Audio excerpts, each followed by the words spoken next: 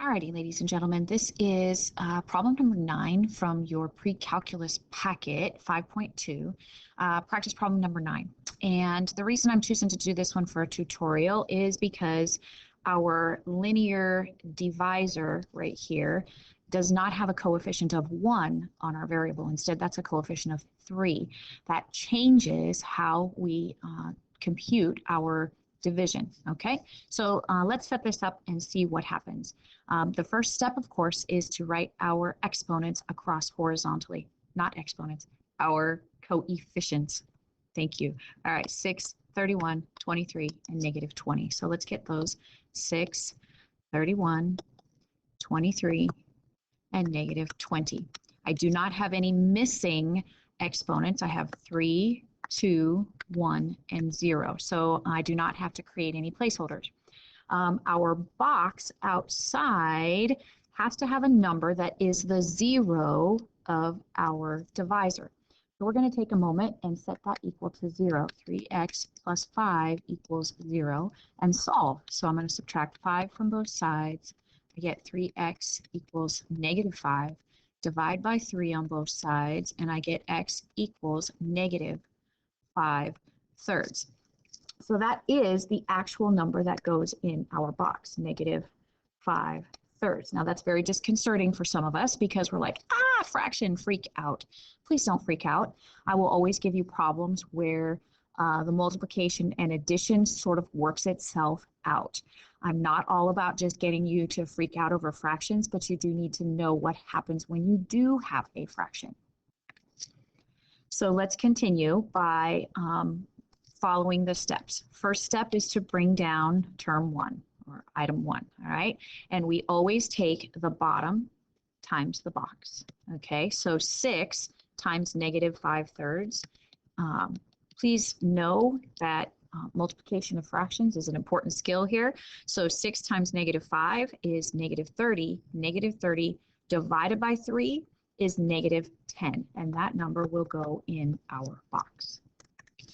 And the rule of thumb says to add 31 plus negative 10, or 31 minus 10, is 21. Okay, at this point, we take bottom times the box, and we can set that up, 21 over 1 times negative 5 over 3. And I'm going to do my cross canceling. All right, 3 goes into 3 1 times, 3 goes into 21 7 times. So 7 multiplying across times negative 5 is negative 35. Negative 35 goes here because our denominator is 1 times 1, and that works. Okay, so negative 35 plus 23, or 23 minus 35, is negative 12. So because we add straight down.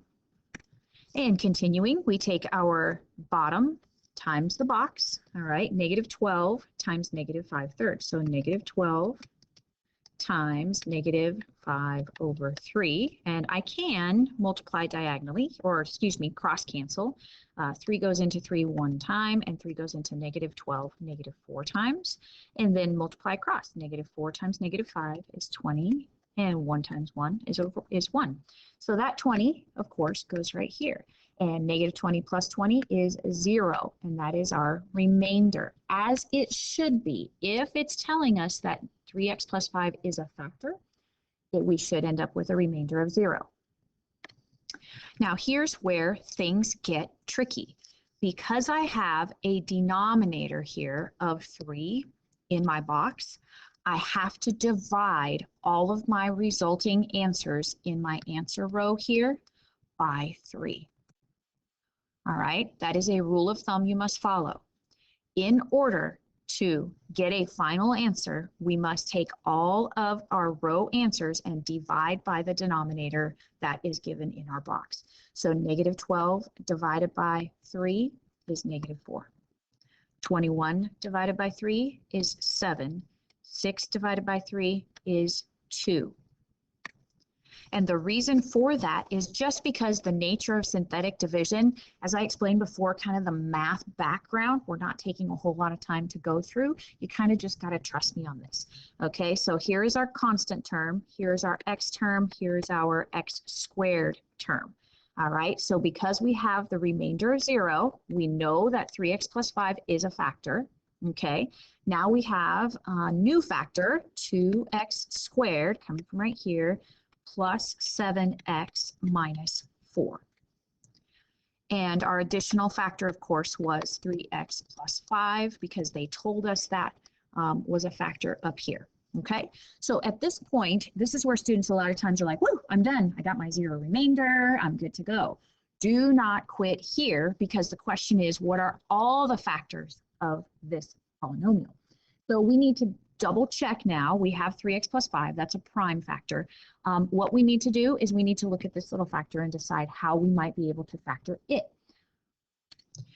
And my instinct is that it might possibly be factorable. The 2 and the -4 kind of can contribute to the +7 in the middle. So I'm going to use the conceptual method of factoring, and let's kind of check on that over here. So I'm going to come up here, 2x squared plus 7x minus 4. I'm going to start with 2x squared and minus 4 over here, and I'm going to change 7 into two factors that I'm going to take my a term times my c term, so I get -8x squared. And I want to break -8x squared into two factors so that they add to +7x. And so obviously I'm going to use a positive and a negative. Let's use 8x and -1x, because 8x times -1x is -8x squared, and 8x plus -1x is +7x. So let's change that into plus 8x minus 1x. And now I can factor by grouping. Okay, I have basically uncombined like terms. All right, so let's factor by grouping. I'm going to draw my line. I can pull out a 2x here, and I'm left with x plus 4. And I can pull out a -1 here, and I'm left with an x plus 4. And you notice your x plus 4s are the same as they should be, okay? So my new factors are 2x minus 1. Okay, so I can break this down into 2x minus 1. And my next factor is the x plus 4 that I get from here, times x plus 4. And my third factor there was 3x plus 5, as they told us, okay?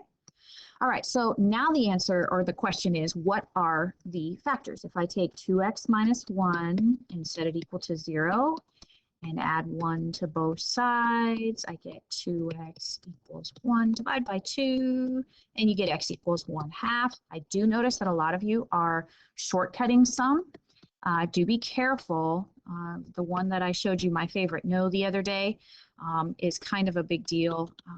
Be careful not to shortcut. Okay, so I already did this, but just to kind of demonstrate, subtracting 5 from both sides, we get 3x equals -5. Divide by 3, and you get x equals -5/3. So we have 1, 2, 3 zeros, as we would expect because we have a degree of 3. Okay, so in observing the instructions to this problem, we actually could have stopped here because it actually asked for the factors of the problem. And I took it a little too far, but oh well, you got another practice finding the zeros.